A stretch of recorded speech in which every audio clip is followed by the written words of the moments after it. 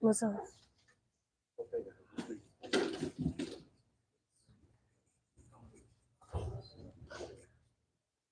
Mais uma vez, boa tarde a todos. Como ele disse, eu me chamo Liciane e nós vamos falar justamente da gestão de resíduos, mas antes eu queria introduzir a parte do meio ambiente, para a gente se conscientizar e entender do espaço em que estamos inseridos.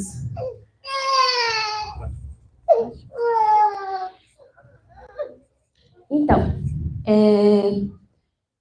vocês sabem qual bioma que a gente se encontra? Como é que é o nosso meio ambiente? Cerrado, exatamente. E como é que vocês definiriam o cerrado? Quando vocês olham para o cerrado, o que vocês pensam? Seco. Vamos lá, tem mais. Eu não consegui escutar, desculpa. Gramíneas, com certeza, tem bastante. Capim, isso. Queimada, obrigada. Bem diferente do que a gente pensaria numa formação de floresta, né? Ele tem uma característica bem diferenciada. Ah, tá. Obrigada. E o cerrado é exatamente o que vocês falaram. Quando a gente pensa nele, a gente pensa em muita graminha, tem a presença da maior parte de gramíneas, mas a gente tem algumas formações arbóreas, né? Mas na maioria das vezes a gente não vê em grande porte, normalmente a gente vê elas bem pequenininhas. E o cerrado, apesar da gente parecer que ele não é importante, ele vai cobrir quase 24% de todo o nosso país, sendo o segundo maior bioma dos 6 que nós temos, e ele é considerado um hotspot de biodiversidade. Ele precisa ter, para ser considerado isso, mais do que 1.500 espécies vasculares endêmicas, ou seja, espécies que só acontecem nessa região, e aqui no Cerrado a gente tem 4.215 espécies que só acontecem aqui nessa região, o que é muito mais do que a gente pode observar nos outros 5 biomas que a gente pode observar aqui. Ó, a Amazônia, que a gente tem muito respeito por ela, só tem 2.040 e poucas espécies que só acontecem nela. O Pantanal também tem menos do que 50, né? E outra carência para ser considerado um hotspot é que ele perdeu mais do que 30% da sua vegetação original, né? Ele tem pouco menos de 30%. O que acontece realmente aqui, porque a gente tem uma grande pressão da agricultura e da pecuária nessa área, então a gente tem uma grande perda da vegetação original. Só que o cerrado não tem só essa característica, essa cara que a gente relatou. A gente considera o cerrado um mosaico de fitofisionomias, então ele tem várias caras. Ele vai desde formações florestais até campestres, que é o que a gente vocês mais indicaram aqui. Então, a gente tem árvores altas vinculadas a algum corpo de água, árvores altas sem nenhuma vinculação ao corpo de água, que são matas secas. A gente tem também, vai começando a diminuir, então, a estatura, né, das árvores, e aí a gente vai entrando numa formação mais savânica, que é bem parecido com o que também encontramos na África, também é uma formação savânica, e aí as características dessa vegetação vão ficando mais típicas com o que a gente sempre vê no dia a dia, que é a tortuosidade, a casca grossa, o menor porte e a maior presença de gramíneas. E a gente também tem uma parte mais de palmeiral, de veredas, né? E a formação campestre, que basicamente são os campos. E vai diferenciando entre a quantidade de presença ou não de uma espécie arbórea ou outros indivíduos herbáceos. E ele tem essa característica toda por causa de basicamente 3 fatores. A gente chama de são as espécies que não estão definindo essa formação. Que são os solos, daqui são bem característicos, são considerados pobres e ácidos. Basicamente são latossolos, então são bem profundos, mas em quantidade de matéria orgânica são poucos. E também o fator da sazonalidade. Aqui nós temos basicamente só dois climas, né? Um inverno bem seco e um verão chuvoso. Então, a gente sofre só essas 2 sazonalidades. E, principalmente, a presença do fogo. Que, considerando a história mesmo do cerrado, a formação do cerrado, a gente vai ver que ocorreu uma certa periodicidade desse evento aqui no Cerrado, de forma natural, que foi deixando então ele com essa característica. E que características são essas? São as cascas grossas, como vocês mesmos comentaram, e esses sulcos grandes, que permitem então que ou o fogo não impeça o fogo de alimentar na parte mais central, que seria a parte viva, responsável pela condução da seiva, ou também, né, diminuindo a questão térmica aqui na parte mais central dos troncos, né, e dos galhos. Também vamos ver folhas mais lignificadas, mais rígidas, como a gente pode observar, não sei quantos de vocês já gostam de fazer trilhas, em que tem uma espécie muito característica de folha dura, que a gente chama de bate-caixa. Vocês batem na folha, ela é bem dura mesmo, como se fosse um couro. E são essas estruturas, basicamente, que a gente encontra para que as plantas se desenvolveram para estar habitando, né, para estarem coexistindo aqui, nessa região. Outra característica muito importante que a gente normalmente não consegue observar são estruturas chamadas de xilopódios, que é uma estrutura que fica entre o caule e a raiz, que seria justamente essa parte mais espessa. Aqui seria a raiz e o caule. E aí tem uma região mais espessa, que justamente ela funciona como armazenamento, tanto de água como também de nutrientes. É como se as árvores elas ficassem subterrâneas.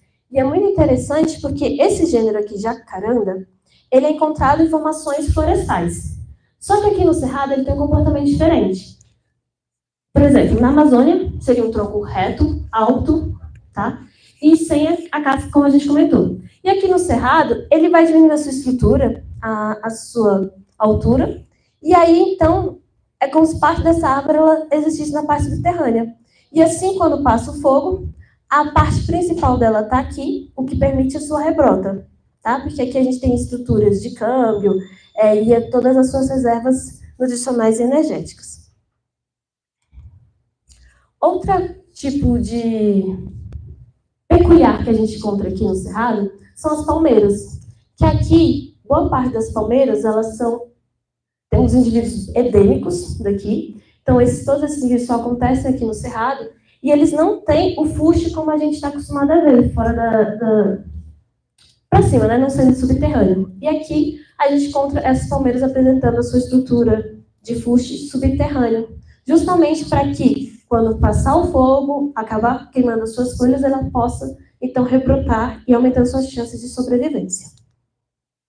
E aqui era só um comentário em relação à parte mesmo interna das plantas no Cerrado, que ela tem características bem específicas, justamente para estar sobrevivendo ao déficit hídrico e também às grandes temperaturas.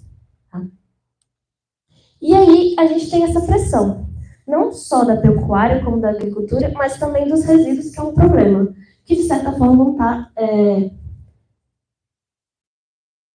agredindo, né, o meio ambiente. Então, a gente vai falar sobre a gestão dos resíduos das oficinas. O plano de gerenciamento do resíduo, ele é basicamente um documento que vai estar, então, um documento jurídico legal, que vai estar mostrando quais são as intenções da empresa e como é que ela pretende estar organizando e manejando seus resíduos. E também, não só seus resíduos, mas também como é que ela vai estar pensando na obtenção da matéria-prima, nos equipamentos para estar conseguindo, então, ser mais sustentável. E qual é a vantagem de estar cuidando do meio ambiente para uma oficina, para uma empresa? Além de toda a questão ambiental, né, pensando, então, em sustentabilidade, em preservação do meio ambiente, há vantagens também para a oficina, como, por exemplo, quando você tem esse plano de gerenciamento implementado, você vai ter uma mitigação com os problemas, com os órgãos ambientais, você vai estar legalizado, não vai ter problema de multa ou qualquer outra sanção, mas também você vai ter uma melhoria da sua imagem de outra sociedade, então uma melhoria da sua credibilidade, porque muita gente está realmente preocupada com a questão da sustentabilidade. Então, de certa forma, vai servir como um ponto na escolha de qual oficina que ela vai frequentar. E aí, você vai ter uma criatividade e um aumento também da clientela. Você vai ter também uma redução de custos, que a gente vai ver sobre o ciclo reverso, que acontece, então, uma destinação do seu material retornando para a indústria. E aí você vai ter, então, em alguns casos, um retorno financeiro. Então, você vai reduzir seu custo. E o planejamento vai pensar em qual matéria-prima vai ser essencial para você estar reduzindo também os custos. Nesse momento, você vai ter também um estímulo à organização, porque vai ter que se pensar em como é que você vai manter esse resíduo até o momento da coleta. Então, você vai começar a organizar melhor todo o fluxo dentro da sua oficina, vai ter que ter um lugar destinado. E essa organização melhor do fluxo e das partes da sua oficina vai gerar uma certa diminuição de acidentes. E, principalmente, você vai ter o envolvimento dos seus funcionários com a preservação. E esse envolvimento com eles no trabalho vai também gerar envolvimento da comunidade.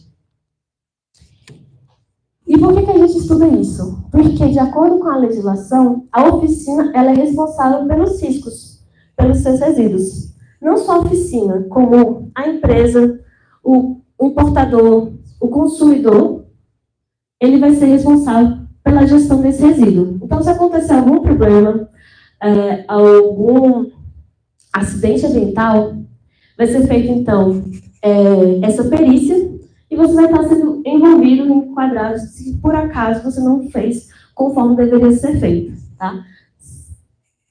E isso é importante porque também, sem esse certificado de responsabilidade ambiental que a oficina só recebe após destinar os seus resíduos de forma correta, de acordo com a legislação, ela não tem o seu alvará de funcionamento renovado. Então, a oficina seria fechada. E outra questão é que vai gerar, então, recursos financeiros e econômicos, né? Através dessa logística reversa que a gente vai estar comentando um pouco mais para frente. Mas, basicamente, você tem a sua matéria-prima, né? O material saindo da indústria, por exemplo, o óleo lubrificante, sendo utilizado pelo consumidor, e aí, a oficina como consumidor, né? E aí, ele sendo coletado, selecionado e reciclado para retornar para a indústria, para ser, então, novamente utilizado na fabricação de um novo óleo lubrificante. E aí, de certa forma, você vai receber um recurso financeiro ou algum certo desconto lá para frente. Eu trouxe aqui para vocês algumas legislações importantes nesse caso. Óbvio que há muitas outras, mas a gente tem duas legislações a nível distrital, em relação à gestão dos resíduos sólidos. Temos também resoluções do CONAMA, Conselho Nacional do Meio Ambiente, relacionado ao descarte de pneus, de óleo lubrificante, que são boa parte dos resíduos, baterias e também os resíduos sólidos inertes ou inertes. E aí a gente precisa classificar os resíduos para estar conseguindo entender como é que eles vão ser destinados, tá? De acordo com a ABNT, Associação Brasileira de Normas Técnicas, nós temos duas classes básicas dos resíduos. Eles podem ser considerados perigosos ou não perigosos.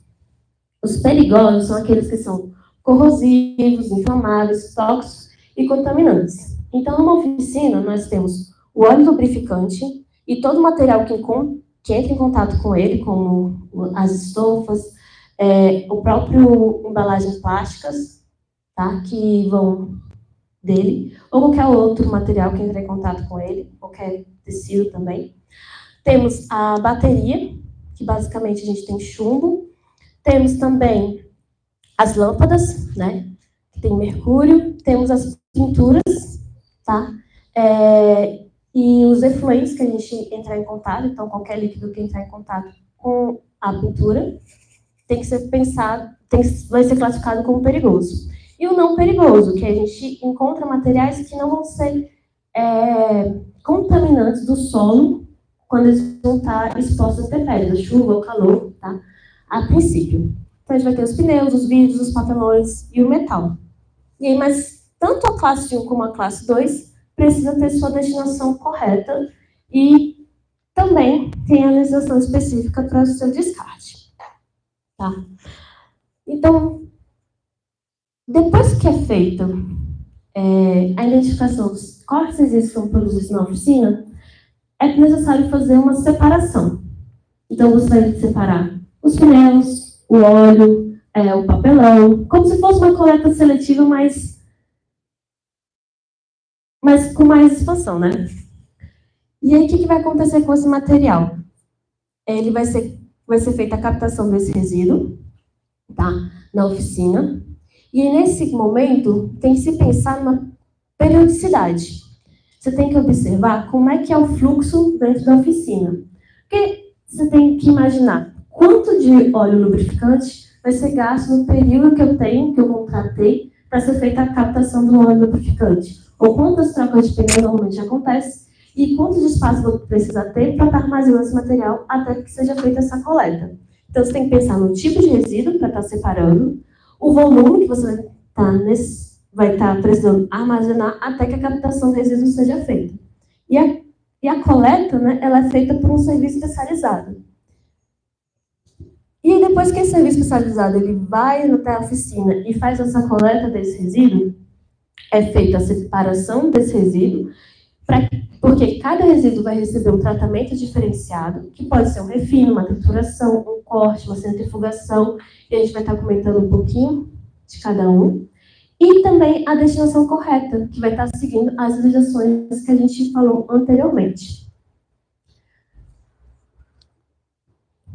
Então, a gente vai tentar abranger a maior parte dos resíduos e explicar como é que a gente vai proceder dentro da oficina e o que acontece pós-oficina, tá? Então, para aqueles materiais que são considerados não perigosos, o da classe 2, de acordo com a ABNT, a gente vai estar tentando separar, como a gente sempre faz na coleta seletiva, para que esses materiais sejam reaproveitáveis. E assim a gente vai diminuir o volume dos aterros, tá? E aumentar também o uso desse material na reciclagem. Basicamente, a gente tem a cor para o alumínio, para o metal, né, para o plástico, para o papel, para o vidro, tá? E aí, então, é feita a destinação correta. Então, na oficina, vamos ter lixeiras específicas para esses materiais. E aí, a coleta é feita de acordo com como acontece o descarte mesmo, no nosso caso, no Distrito Federal, ou no município, ou qualquer localidade, tá? Depende de como é feito. Então, às vezes, para cada cidade já tem o dia específico da coleta seletiva, você precisa fazer o descarte. Ou é só entrar em contato com a administração e você saber certinho se precisa estar solicitando um caminhão para estar vindo retirar o material de coleta seletiva, ou se, de acordo com o volume que você tem, pode ser, então, utilizado aquele dia da coleta seletiva mesmo. Outro material que precisa ser tomado atenção é a água e o óleo. Na oficina, a gente tem a lavagem. E essa lavagem, essa água que vai ser responsável pela lavagem, não vai vir contaminada com óleo lubrificante. Acontece a troca de peças, a troca de óleo. Então, a gente tem sempre no chão algum desses resíduos, tá? Oleosos.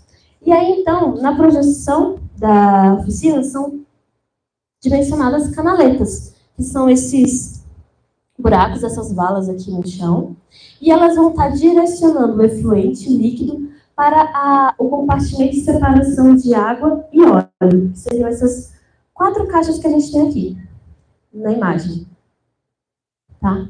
No primeiro, então, compartimento, as canaletas, então, vão direcionar essa mistura de água e óleo para o primeiro compartimento. Nesse primeiro compartimento, o que vai acontecer? Uma separação entre a água e o óleo, devido à diferença de densidade, e também dos resíduos sólidos, como poeira ou qualquer outra pecinha que acabar entrando na canaleta. Como, então, a água ela vai estar abaixo do óleo, ela vai, então, passar para outro compartimento. Só que, de acordo com o volume, a gente vai ter parte ainda de água misturada com óleo passando para o próximo compartimento, que seria a segunda caixa, segunda tampa de pressão aqui. E aí, então, ela vai passando, sempre vai passando mais água do que óleo. E a ideia é que, na quarta caixa, a gente tenha basicamente só água, tá? E aí, então, essa água pode estar sendo direcionada para o esgoto. Então, a gente evitaria que o óleo lubrificante ou qualquer outro material oleoso chegasse até o esgoto tradicional. Só que, o que precisa ser pensado nesse momento é que, conforme vai acontecendo a lavagem, a quantidade de óleo vai aumentando. Então, de tempos em tempos, é necessário ser feita a limpeza e retirada desse óleo, desses compartimentos, tá? De passagem e separação. Porque vai aumentando a quantidade de óleo e aí já vai passando para o próximo compartimento. E aí você vai acabar tendo a entrada de óleo na saída do esgoto, tá? E aí, quem vai fazer essa retirada do óleo? Uma empresa especializada. Ok? Você vai precisar, então, estar entrando em contato com uma e aí definindo com ela a periodicidade da retirada, tá?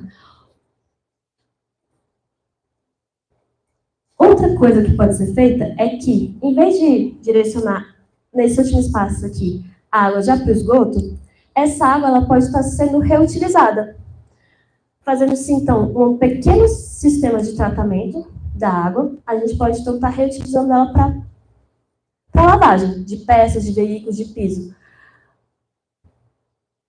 como uma água cinza, tá? Outra forma também de estar economizando é a utilização de água da chuva. Tá? Então, a gente viu duas coisas. Outro detalhe é que esse óleo, então, que ficou no primeiro e no segundo compartimento aqui de separação, dependendo, então, do que você negociar com a empresa, você vai precisar estar armazenando você mesmo em galões. Normalmente, esses galões são fornecidos pela empresa que vai estar fazendo a coleta, tá? Ou, às vezes, vocês estão a própria pessoa vai estar precisando separar isso. E, então, é feita essa separação desse lubrificante, já da água, naquelas caixas, e você faz o armazenamento.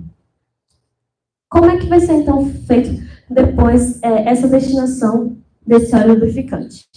A empresa responsável, ela chega com o seu veículo, que tem todo o padrão de segurança, vai até a mecânica, até a indústria, até o posto, e vai, então, estar transportando esse óleo lubrificante. Ele vai passar por um processo de refino. Então, esse óleo, que tem os seus aditivos, vai ser, então, se tornar um óleo base. Um óleo básico, que depois, no outro processo aqui, ele vai estar com a acréscimo de aditivos, ele vai estar sendo de novo vendido, tá, como um óleo lubrificante. Ele vai ter as mesmas características de qualidade do que o primeiro óleo antes da utilização. Ok? 70% então desse material que foi tirado consegue ser feito então a transformação para ele ser óleo base de novo. Só que o restante ele vai sofrer outros materiais, outros processos. A gente tem moléculas bem grandes que vão ser quebradas e podem ser utilizadas para fazer mantas asfálticas, e também uma parte de moléculas que a gente consegue quebrar em tamanhos menores, que podem estar sendo também utilizados como matéria-prima, como parte da fabricação do óleo diesel. Então, boa parte aqui do óleo lubrificante, a gente consegue estar aproveitando, tá? E ele vai voltar ao comércio, para ser comercializado. Então, a nossa parte como oficina é apenas estar estocando da forma correta e observando o volume nos compartimentos de separação entre água e óleo. Tá? E o problema é que, quando se utiliza a coleta legal, que são, então, observar empresas que estão sendo regulamentadas pela ANP, a gente tem uma segurança que esse material vai ser, então, utilizado em veículos especializados, específicos para essa coleta, que vão ser destinados para o refino, como a gente comentou, o óleo básico, aí você tem um lubrificante novamente, né? Só que, quando acontece esse desvio, ou não é observado como é que é feita essa coleta na oficina, o dono da oficina, ou quem é responsável por esse setor, não observa se a empresa é regularizada, acontece a coleta ilegal. E com essa coleta ilegal, a gente não tem segurança de como é que está sendo a qualidade dos veículos que estão transportando esse óleo, pode acontecer algum acidente, pode acontecer um descarte indevido, então a gente vai ter desastres ambientais, contaminação, esse material pode ter sido utilizado para queima, em vez de ser destinado a um re-refino, tá? E aí, como a gente tem essa parte de óleo sendo desviada, a gente vai ter uma pressão maior para a extração, novamente, do petróleo, para estar suprindo a quantidade de óleo que a gente utiliza diariamente. Que a gente tem sempre uma pressão maior para estar com óleo, porque a quantidade de veículos nunca diminui, então a gente sempre está tendo que fazer manutenção dos motores e tudo mais. Então, a pressão sobre a extração do petróleo, que é um material, um recurso natural esgotável, vai aumentando.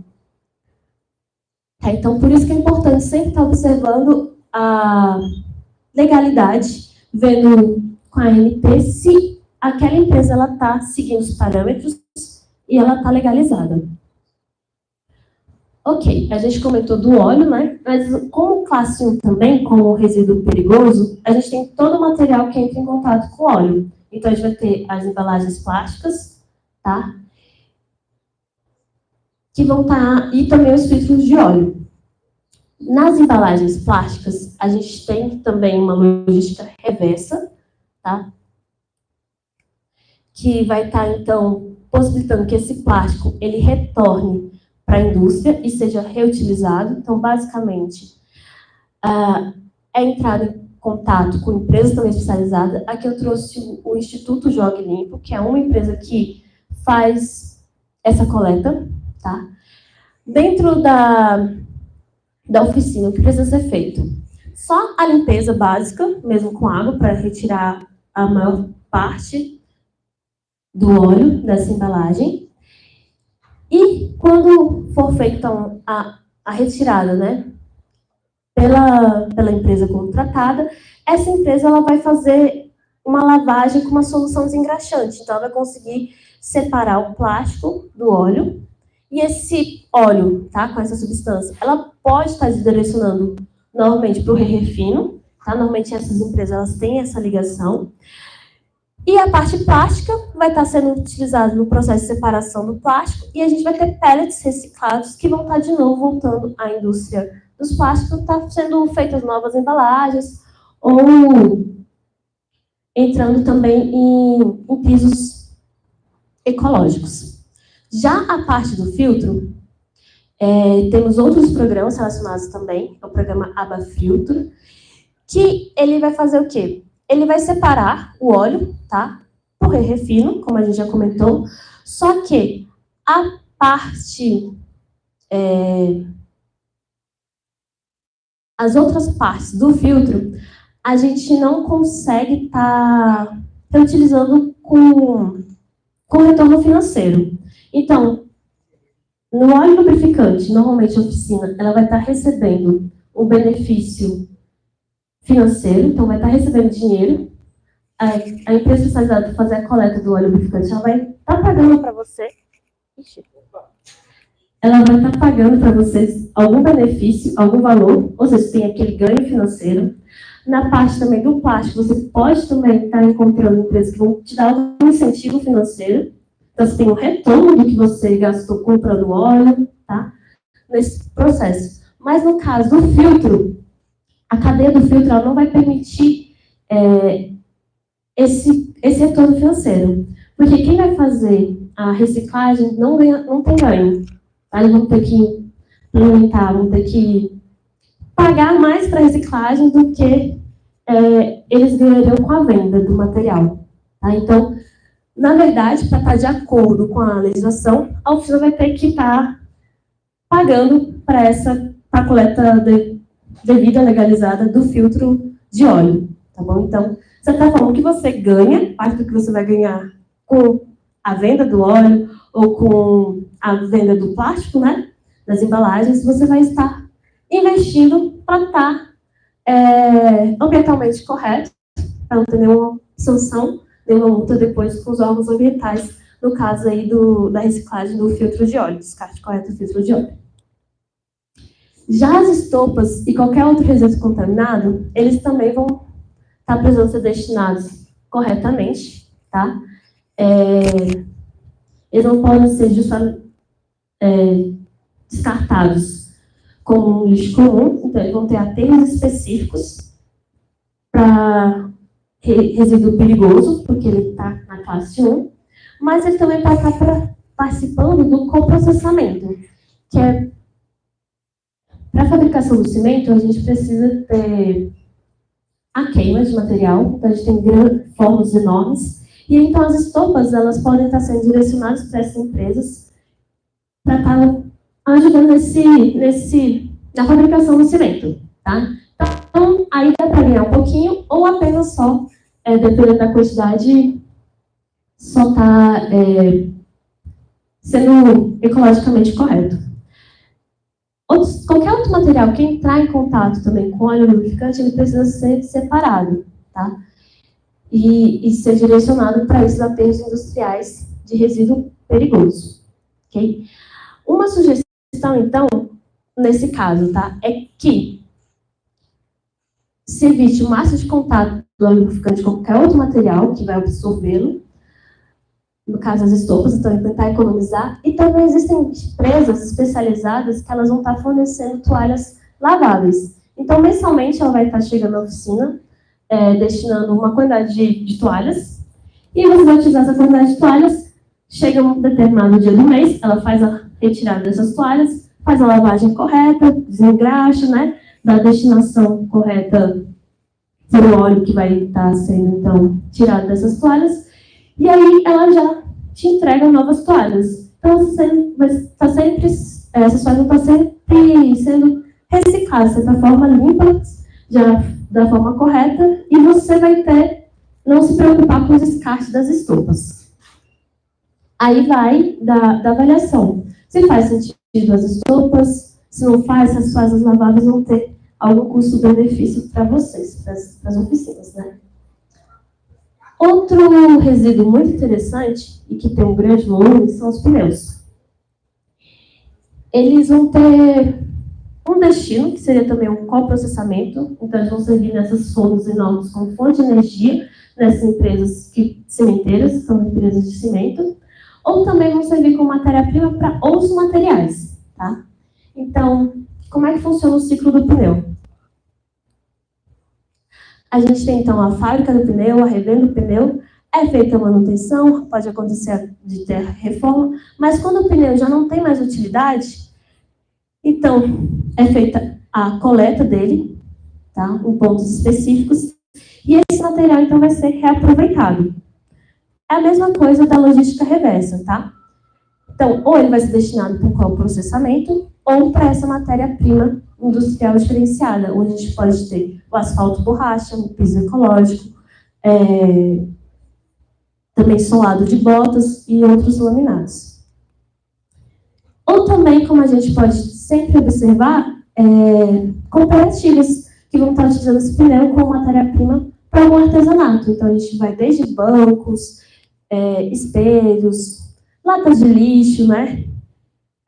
Uma decoração, até mesmo bolsas sendo fabricadas com as câmeras mesmo do pneu, pode estar sendo utilizado, então, o pneu dessa outra forma. Você não vai estar com processamento ou com matéria-primas com outra utilidade. Aqui eu trouxe para vocês um pequeno vídeo mostrando como é que seria a logística reversa para o asfalto ecológico. Como é que é feita, então, a seleção desse pneu e todo o processamento. Dá para passar?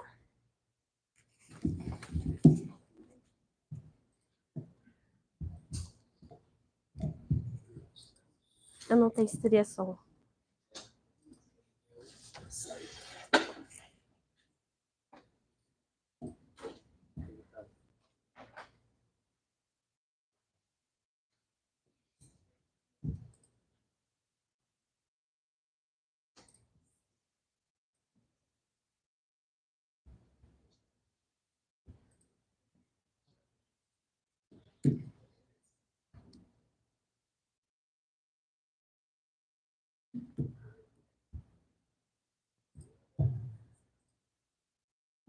Sabe aqueles pneus que não servem mais para andar? Pois é, já vi que os pneus servem. Veja na reportagem de Fernando Henrique.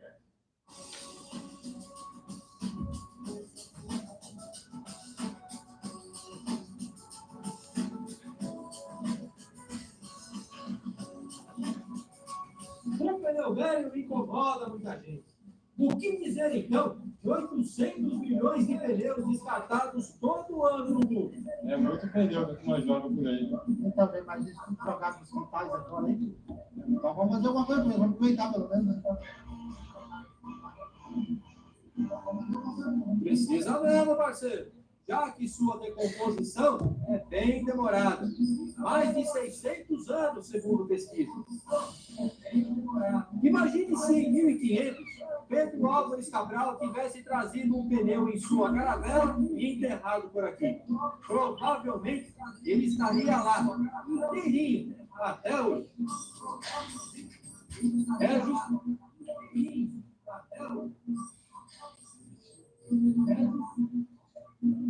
Esse está passando em 2.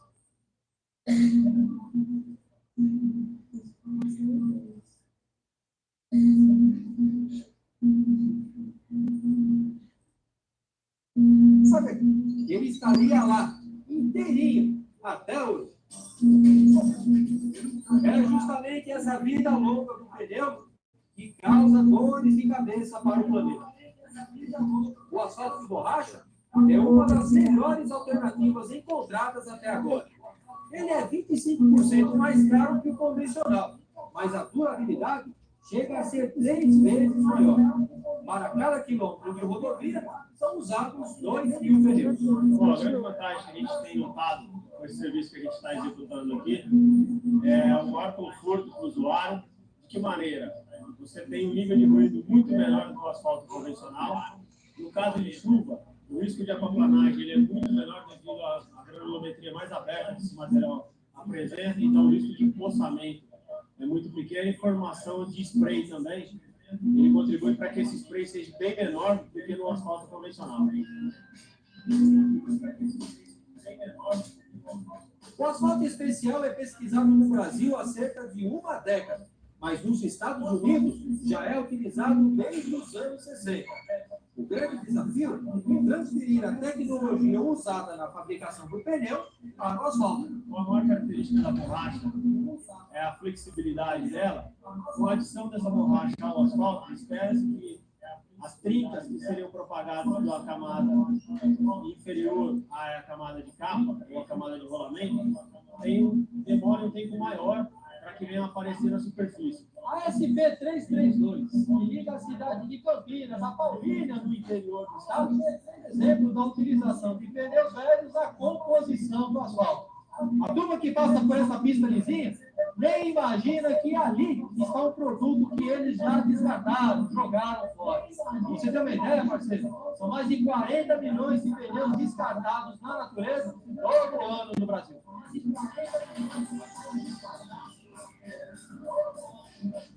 Em Hortolândia, cidade que fica na região de Campinas, em São Paulo, funciona uma usina que utiliza pneus velhos na composição do asfalto.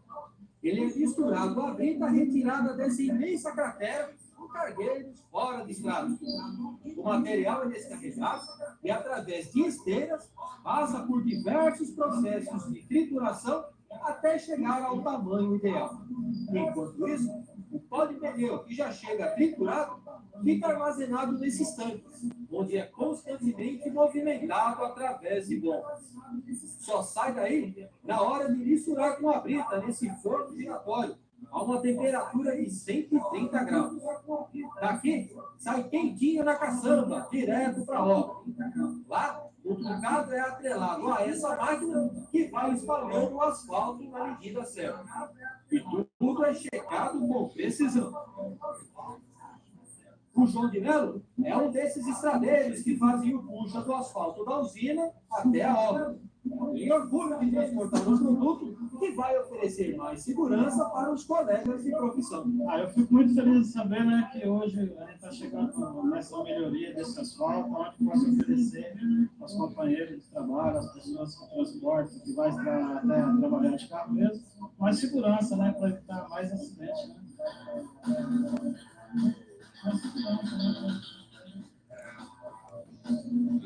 A turma que roda por estradas que utiliza essa tecnologia notou a diferença. Eu conheço um trechinho ali perto de Ribeirão Preto e achei muito bom. Um asfalto, inclusive, mais macio. A gente percebi que ele é mais macio e mais impermeável. É um asfalto que não dá rachadura, né? Muito bom, muito melhor. Dá mais aderência, né? Dá mais firmeza nas curvas, tudo. E na chuva é bem melhor para andar. Pela direção, pelas curvas, você vê desempenho assim de filmar, não dá derrapagem, muito mais na carreta que, dependendo da curva, pode ser não mesmo. A dúvida é se esse asfalto aguenta o tráfego pesado. Desenvolvendo esse projeto, do asfalto ecológico traz que nós treinadores, a gente inicialmente fez todo esse estudo de tráfego, né? Então, o tráfego pesado que nós temos aqui, e conseguimos encontrar, né, nessa mistura a estabilidade necessária para que aguentasse toda essa carga. E a gente vem conferindo aí já com esses 14 quilômetros de pista já aplicados que realmente está funcionando.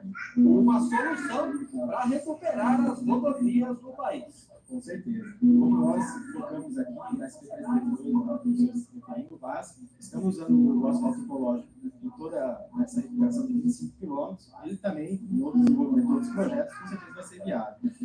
Fernando Riquetti, repórter Brasil Caminhoneiro. Então a gente viu que o pneu ele vai se transformar em pequenas partículas, né? E vai ser utilizado então na fabricação do asfalto ecológico. Esse mesmo processo a gente encontra no caso também dos pisos, tá? Seria mais ou menos esse vídeo, só que esse é bem longo, então a gente só vai assistir um pedacinho, se for possível. Mas o que acontece, como ele comentou anteriormente, por causa do tamanho dos grãos, a gente tem então uma maior passagem da água, que não deixa a formação de poços, o que é uma coisa muito interessante. Vamos ver se vai dar. Ou vai continuar dando. O pneu de carro tem vida útil de 1 ano e demora cerca de 5 séculos para se decompor na natureza. Para equilibrar essa relação de uso-benefício, muita gente descobriu como transformar antigos pneus em produtos estéticos e bem funcionais. Diversos setores no país descobriram que reciclar a borracha dos pneus descartados é um bom negócio. Na indústria de calçados, o pneu é matéria-prima, vira sola de sapato. Essa fábrica em Betim, na região metropolitana, produz 400 toneladas de asfalto usando o pó da borracha. Para 1 quilômetro de pavimento, são usados 1.000 pneus. E o que faz o carro andar também traz segurança para as crianças. No parquinho, o piso feito a partir da reciclagem de pneus faz parte do projeto desta arquiteta. Em cores, texturas e espessuras diferentes, o novo material alia estética e funcionalidade. A criança ela está sempre circulando no espaço, empurra. Então, a borracha é ideal para isso, porque ela absorve esse impacto. E, além disso, esteticamente, eu acho que o piso emborrachado, ele proporciona uma liberdade de desenho do espaço, com suas formas orgânicas, formas geométricas. Brincar não é apenas lazer. Suzana acredita que desde cedo é possível aprender a respeitar o meio ambiente. Você está reciclando pneu e está resolvendo o problema de acúmulo de material que seria lixo e virando um material que está protegendo as crianças. A gente viu uma outra utilização. Nesse outro vídeo eu não conseguia achar ele no YouTube corretamente, porque no YouTube está em inglês. Mas é basicamente uma pesquisadora nigeriana, se não me engano, que ela consegue transformar esses pneus em tijolos, que tem uma certa semelhança com o piso que a gente viu anteriormente. São os farelos, né, os grânulos desse plástico do pneu, que eles são colados com um aditivo. E outro detalhe também, que o pneu pode estar sendo utilizado, não só, como a gente viu nesses casos, mas também prensado para estar substituindo o agregado do concreto. O concreto é o cimento com 2 tipos de agregados, né? Areia ou a brita. Então, o pneu transformado, né? Ele poderia estar sendo utilizado para substituir a brita. Mas ainda pesquisas, por exemplo, são feitas na questão desse concreto como estrutura, tá? Mais estrutural. E aí, então, a gente comentou um pouco então, do pneu e a parte metálica. Também a gente precisa pensar nela como resíduo e como é que vai ser a destinação. Tá? Então, o sistema de freios, a gente pode estar destinando os tambores e os discos, tá, para reutilização, como matéria-prima para a fabricação de novos discos e tambores. E a restante da sua parte metálica, ela pode ser utilizada como matéria-prima de qualquer outra peça, principalmente na construção civil, como ferramenta ou barra de ferro. Já as rodas vão acabar indo diretamente, toda a sua parte, para essa destinação. Tá? No caso do sistema de exaustão, a parte metálica também vai, como a gente pode observar também os amortecedores, mas no sistema de exaustão a gente tem os catalisadores. Os metais novos eles podem ser extraídos e estar sendo reutilizados como matéria-prima para novos catalisadores. E, no caso de amortecedores, molas e as demais peças de suspensão que a gente tem, o óleo, né, lubrificante, ele pode estar sendo redirecionado por refinamento, que foi o que a gente comentou no início dessa palestra. Então, o que é importante a gente estar lembrando é que a empresa que faz o recolhimento e o descarte correto, ela precisa ter o certificado de destinação final e o certificado de movimentação de resíduos de interesse. Isso ela consegue ao final de toda essa logística reversa. Então, ao contratar uma empresa especializada, você deve sempre exigir esses 2 certificados, que é isso que vai estar informando a veracidade da destinação correta do seu material. Tá? Então, eles vão estar te dando todos os recibos de onde é que seu material foi. A parte do óleo foi para o refino, a parte do plástico foi para aquela empresa, e então você tem um histórico.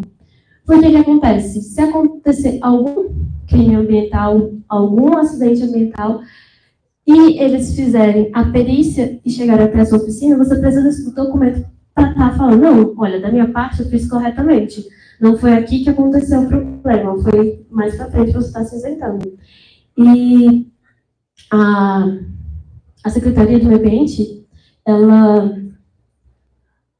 recomenda que esse material, que essa documentação seja guardada pelo período de pelo menos 5 anos, para você estar tendo sempre ciência de como é que está sendo o ciclo, como está a sua parte de colaboração na logística reversa, tá? Como a gente comentou, porque você, como consumidor, como empresa, você também está dentro dessa... é responsável pela destinação final do resíduo. Aqui a gente tem mais um vídeo sobre o descarte correto, né? Uma oficina mostrando como é que é feito no dia a dia o descarte dos resíduos nela. No caso, se não me engano, é do estado de São Paulo, mas a ideia principal é a mesma.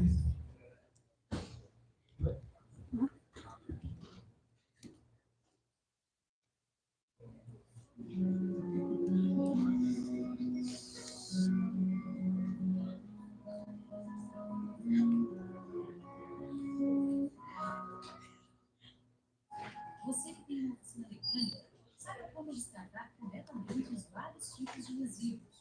Para se fazer uma boa gestão do resíduo, primeiramente você tem que ter muita informação. Informação não é alma do negócio. Então, eu estudei muito. Estudei, primeiramente, a adequação do meu negócio, o que eu precisava. Estudei as legalizações, corri atrás e fiz a coisa acontecer.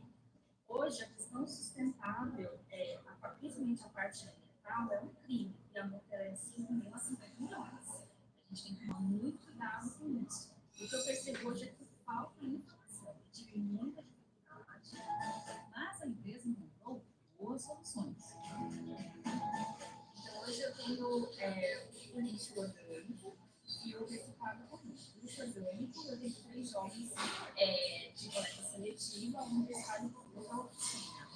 E aí a gente faz da seguinte forma: em contato com o site da Prefeitura de São Paulo, eu verifiquei que a coleta seletiva ela passa a noite em dias alternados do lixo comum. Então a gente separa todo esse resíduo por pontos. Apenas as garrafas PETs, a gente destina para uma cooperativa qual também está executando uma reforma. Ele vai passar a ser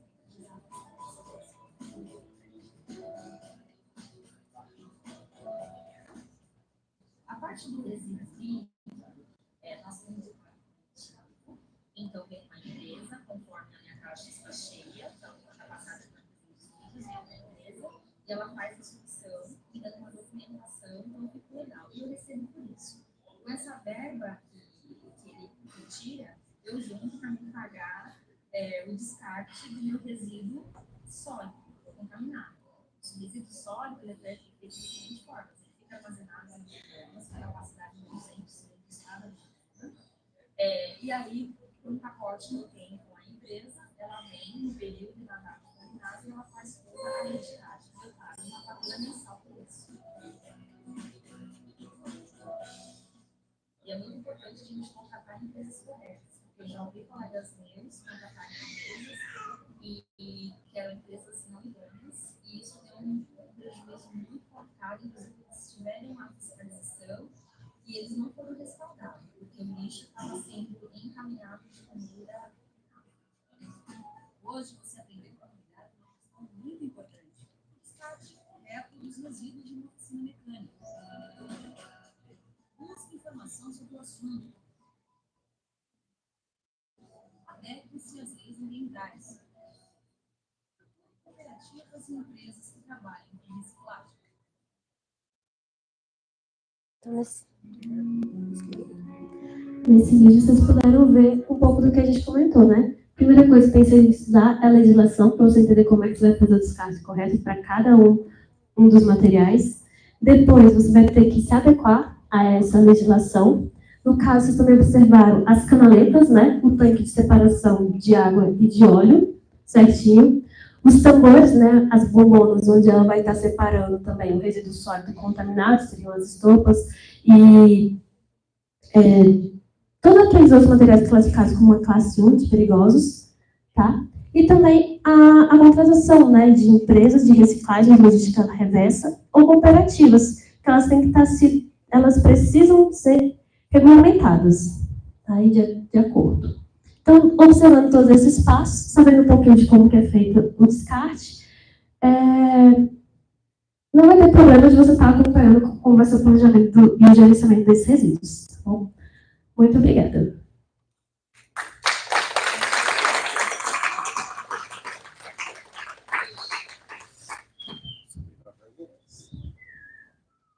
Não sei. Pode ser. Pessoal, então, se alguém quiser fazer alguma pergunta, um questionamento. Então, eu queria agradecer.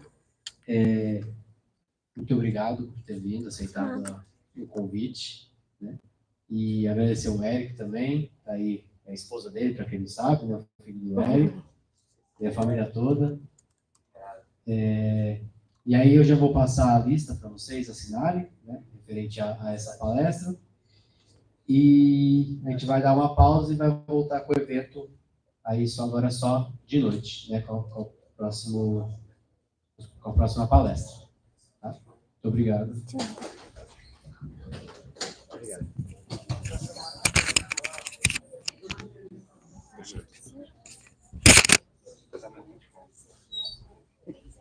Mas ele chorou. Eu andei com ele. Ok, cara. O chão é pesado. Tá quase 8 quilos. Tá leve ainda.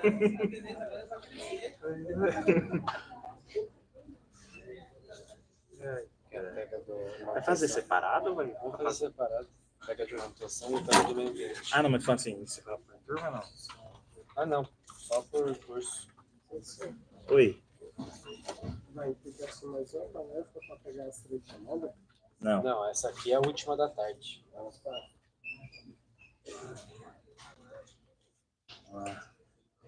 Gente, o pessoal da manutenção automotiva faz a fila aqui, tá certo? Devagar, devagar. Oi? Meio ambiente pode vir.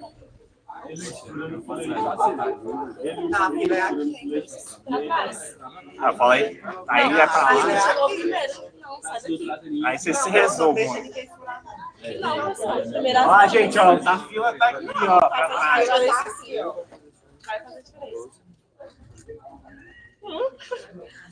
Na assinatura só pode botar um visto, viu?